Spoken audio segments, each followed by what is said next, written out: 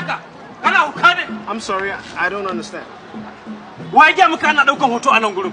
My man, I don't understand what you're saying. What's the issue? Aikin banza aikin gobe. Billahi la sai make kai. Hey, listen, I don't understand what you're saying, but you need to get your finger out my face. Karka karin nan maka. You need to get your finger out my face. Why kai da ta daukan hoto mutane suna sallah ina da wani. Does anybody here speak English? Daukan hoto yake kawai ana masa magana ina so. Maria, please go and help him. The gentleman, please. Who is he?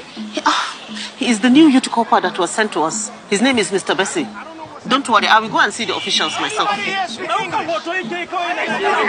here speak English? Hey, you need to get your fingers out my face. What's going on?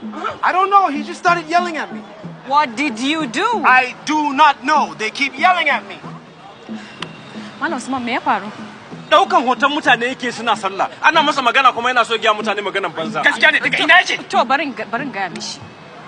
They said you took a picture of people praying. I did what?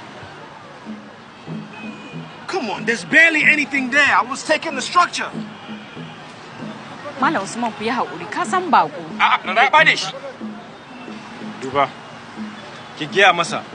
Ya cire wannan hoton da ya dauka a wayarsa. Kawai ya share shi yanzu. To.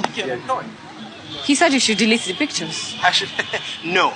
This is so unnecessary. What's unnecessary is the way he's yelling at me. Malam kana hauka ne ko? Wallahi ladi sai gwatsa masa mari yanzu. You need to stop pointing at me.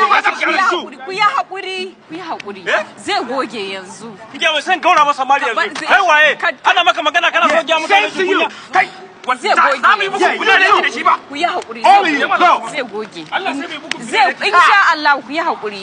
Ba zai sake faruwa ba. Ya kuri. Ba zai